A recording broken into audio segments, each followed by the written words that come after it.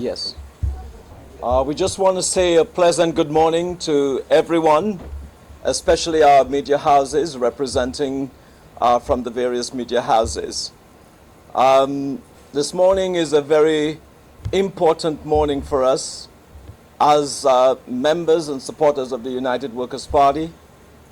And what brings us here this morning is very troubling. Troubling in the sense of our democratic values here in this country and a government that seems to not want to adhere to the values and principles of democracy. What is happening here in this country must be taken very seriously, not just by you and me, but the entire populace here in St. Lucia. There was something called the Cold War, which started in 1945 and ended in 1991. It was a period where there was a number of proxy wars between persons or countries aligned to the Soviet ideology of communism versus the US, Canada, England, France, and so forth, fighting to maintain democratic principles throughout the country and ensuring that the people's rights were protected within their territories, individual territories. Over in St. Lucia, we find ourselves, unlike what the Prime Minister has said, we're in the West Indies, the Caribbean. We're not in Eastern Europe. So we have a situation where I personally believe that the Labour Party still believes that perhaps St. Lucia is in Eastern Europe and that we are still in the period of the Cold War, which lasted from 1945 to 1991, where the rights of citizens was violated. You did not have a political voice because they were the government of the day in Eastern Europe, and that they could rule with impunity, which is what has happened. But then again, don't be fooled. The Labour Party itself has had a tradition of disrespect for democratic principles. The Labour Party has had a history of violence that has emanated from the Labour Party. We saw that throughout the 1951, from 1951 they were formed. By the time we got to 1974, 70, 75, 76, up to 79, everything started to change. They were communists in their mind. They were dictators in their mind. Elections was of no value to them. They had to make sure that they allow citizens to suffer, because if you do not follow the Labour Party's rule of violence and disrespect, then that automatically means that you have to be punished, that's how Labour has always behaved over the period of years. And so don't be surprised by what you see now. What you see now are just the babies of the 1960s and the 70s coming of age and embracing what is theirs, which is vieux nègre. That's what they've always been, vieux nègre. Not gentlemen. They have no respect for the ordinary person who may have an ideology or thinking or difference of opinion. What happened to the days when we had in Parliament a speaker who was fair, even if he may be on the opposite side or on the government side, but respected persons? And so we see a departure from where persons like our speaker Daniel, St. Clair Daniel, this was a man. This was a real speaker. This was somebody of integrity. But what we see here right now is a vagabond taken off the streets, who believes in his mind that he is a lawyer, who believe and is slash judge.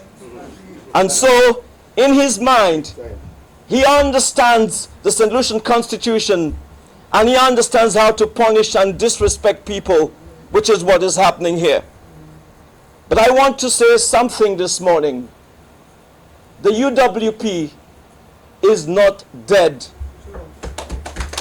And since the United Workers' Party is not dead, the Labour Party must expect resistance from us as United Workers' Party. No longer are we going to, they're going to slap and turn the other cheek. No longer are they going to spit and we keep walking. I am saying to them, we did not start this war, but we will not end this war until there is order here in this house and order in this country.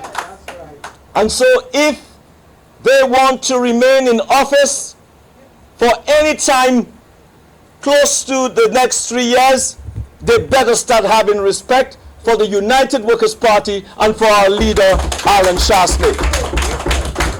We will not tolerate this crap. We will not tolerate this nonsense. And I will say to them also, not only will the resistance come from the United Workers' Party, it will come from the ordinary citizen of this country who is tired of all the nonsense. We elected a government, not we, I didn't vote for them, so I'll take myself out of that. But the people of St. Lucia voted for a Labour Party or a government that they thought would come to create jobs, provide opportunities for young people, the elderly, continue on the good work that the United Workers' Party had done in terms of the infrastructural development of this country. But instead of going along the way of taking care of the same people they claim they wanted to put first, they're trampling on the opportunity for upward mobility. And how do you live in a country? Who lives in a country where you have a government that seems to be out of touch with the common man, out of touch with the realities of what is happening here in our country? I must say to you, the Labour Party coined the poor Malawi. But no, United Workers' Party from Sir John Compton of 65 down to Alan Shastney in 2016 and right now in 2023 have seen an opportunity where we can move those people from Malawi into becoming productive citizens and owning their own home. We know in this country, you would ask the average St. Lucian, you would ask the average young person, what is the St. Lucian dream? They cannot define what the St. Lucian dream is all about, because the St. Lucian dream does not exist under this government. And so you cannot be in power for the last 20 years out of 25 years, but expected Alan Shastney in 5 years, 2.5 he ruled, and 2.5 he attended to COVID, to do what you couldn't well do in the last 15 years, and now your 20th year since you've been in office in the last 25 years. Are you following me? Yes. Right. So basically, it is unfair. It is unfair to make it look like Alan Shastney is responsible for all the woes and pains of this country when you've been in office for 20 years and could not help and move this country forward. Labour Party has been in office for so long. Look at them, relics of the past. Kenny Anthony, a relic of the past. Philip Pierre, a relic of the past. A whole bunch of fellas that should not be in politics at all. If you look at the constituencies, if you look at what they have done for this country, they've kept you behind, St. Lucians. They've kept you behind. And all they do is, within the circus of the St. Lucia Labour Party, this is how they operate. There is a pool. And in that pool, at that table, are the ministers, their friends, their jabals, girlfriends. If they're going the other way, they have their men there too. You know? And I'll be honest, They will eat and eat and eat until their belly is about to burst. And what happens? The leftover, the crumbs, trickles down to their foot soldiers. By the time it gets to the foot soldiers, there is not enough for the Malawi who is in the third tier to eat anything out of that. And I want you to understand that this is how the Labour Party has ruled and operate. And that's why the time is coming very soon when we must send them back to opposition, because this is where they truly belong, in opposition, not at the helm of our government.